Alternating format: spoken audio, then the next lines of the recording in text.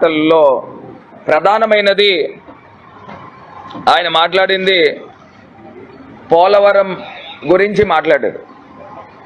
నిజంగా ఎంత బాధాకరము, ఆశ్చర్యకరం. మరి నరేంద్ర మోదీ గారు 15,000 కోట్ల రూపాయలు పోలవరంకి రిలీజ్ చేశాము, దాన్ని ఉపయోగం పెట్టలేదని చెప్తా ఉన్నారు.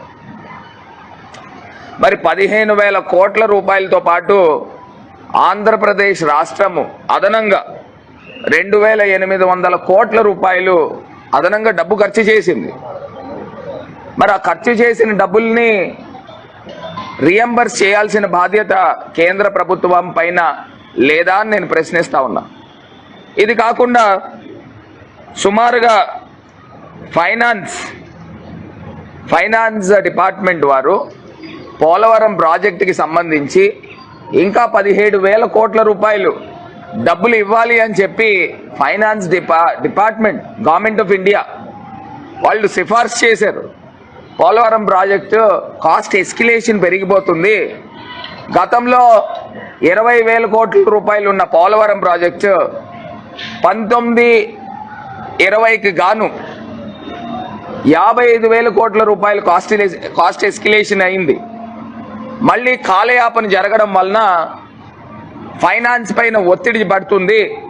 పోలవరం ప్రాజెక్ట్కి ఫండ్ రిలీజ్ చేయాల్సిందిగా ఫైనాన్స్ డిపార్ట్మెంట్ వారు కేంద్ర క్యాబినెట్కి పంపించిన తర్వాత సుమారుగా 3 పర్యాయాలు 3 టైమ్స్ క్యాబినెట్ సమావేశాలు జరిగినప్పుడు మరి కేంద్ర క్యాబినెట్ ఎందుకు అప్రూవల్ ఇవ్వలేదు, దాన్ని ఎందుకు ఆమోదించలేదు అని ఇవాళ సూటిగా సాక్షాత్తు భారతదేశ ప్రధానమంత్రి గారిని ప్రశ్నిస్తా ఉన్నాం. ఆంధ్రప్రదేశ్కి న్యాయం చేస్తారనే కదా 2014లో ఇదే 3 పార్టీలు అలయన్స్ కింద ఉండి ప్రజలు విశ్వసించి మీకు పట్టం కట్టారు కదండి. మరి పట్టం కట్టినప్పుడు కాంగ్రెస్ పార్టీ అన్యాయం చేసింది, తీరని అన్యాయం చేసింది కాంగ్రెస్ పార్టీ. మరి కాంగ్రెస్ పార్టీని ఆంధ్రప్రదేశ్లో కనీసము 100 కన్నా తక్కువ ఓట్లు వచ్చినాయి. మీకు కూడా వచ్చినాయి అనుకోండి, అది వేరే విషయం. మొన్న అంటే మీరు కూడా అన్యాయం చేశారు కాబట్టి 2019లో కేవలం 0.6%, నాట్ ఈవెన్ 1%, 0.6% ఓట్ షేర్ మీది, కాంగ్రెస్ పార్టీది 1% ఓట్ షేర్ 2019లో. మరి వీళ్ళందరినీ తిరస్కరించారు, మిమ్మల్ని కూడా తిరస్కరించారు ఆంధ్రప్రదేశ్ ప్రజలు. మరి ఆంధ్రప్రదేశ్కి 2014లో మిమ్మల్ని విశ్వసించి సాక్షాత్తు తిరుమల వెంకటేశ్వర స్వామి సాక్షిగా వారి పాదాల ముందు మీరు ప్రమాణం చేయలేదా, మీరు ప్రకటించలేదా? ఆంధ్రప్రదేశ్ రాష్ట్రానికి ప్రత్యేక హోదాతో ఆదుకుంటామని 2014 ఎన్నికల సమయంలో మరి మీరు ప్రకటించలేదా ప్రధానమంత్రి గారు? మరి ఏ రకంగా ఆంధ్రప్రదేశ్ రాష్ట్రాన్ని విస్మరించారని వాళ్ళు మేము ప్రశ్నిస్తూ ఉన్నాం. నా స్థాయి కాదు, కానీ భారతదేశంలో ఒక పార్లమెంట్ మెంబర్గా మేము అడుగుతా ఉన్నాం. హక్కు ఉంది. సుమారుగా నన్ను 20 లక్షల మంది ప్రజలు ఎన్నుకుంటే నేను ఒక పార్లమెంట్ మెంబర్గా, ఒక ప్రజాప్రతినిధిగా మరి దేశ ప్రధానమంత్రి గారిని అడుగుతా ఉన్నాం. ఇవాళ మీరు వచ్చారు, రాజమండ్రి వచ్చారు, ఇదే రాజమండ్రి ఎంపీగా మాట్లాడుతూ ఉన్నా. పోలవరం ప్రాజెక్టుకి సంబంధించి కాస్ట్ ఎస్కలేషన్ అవుతుంది కదండి. మరి ఇవాళ 2024లో ఉన్నాం.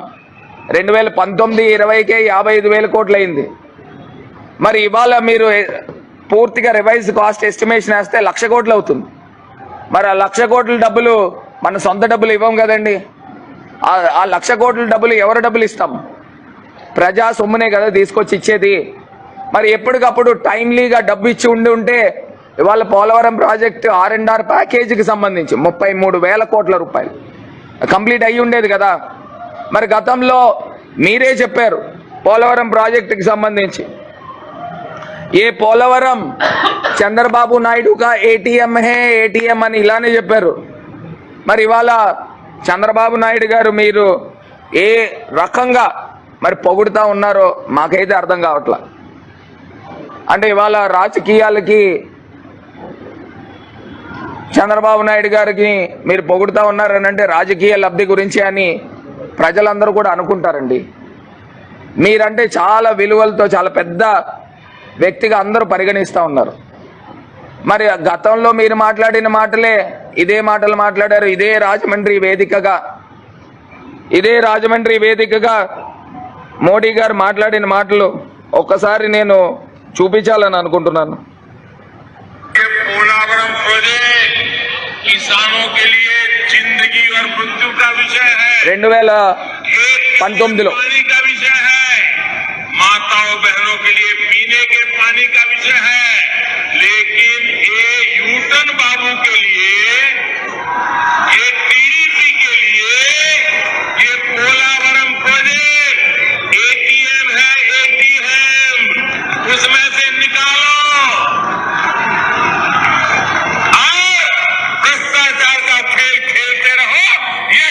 వాళ్ళ వీడియో. మరి ఈయన ప్రధానమంత్రి గారు గౌరవనీయులు మరి వారు మాట్లాడిన మాటలు 2019లో ఏ యూటర్న్ బాబు के लिए एटीएम है, एटीएम उसमें से पैसे निकालो మరి వారే చెప్పారు. ఏ భ్రష్టాచార్ కా సర్కార్ హే అని చెప్పి వారే చెప్పారు. అంటే కరప్షన్. మరి ఇవాళ ఇదే చంద్రబాబు నాయుడు గారు చాలా డెవలప్మెంట్ చేశారని మరి చెప్తా ఉన్నారని అంటే ఒక్కసారి ఆలోచన చేయాల్సిన అంశమని చాలా విలువలతో కూడిన వ్యక్తిగా అందరం భావిస్తూ ఉంటాం. మరి అలాంటిది మరి ప్రధానమంత్రి గారు ఈ రకంగా మాట్లాడడం కూడా ఒకసారి ప్రజలు ఆలోచన చేయాలని ఈ సందర్భంగా కోరుతా ఉన్నాం.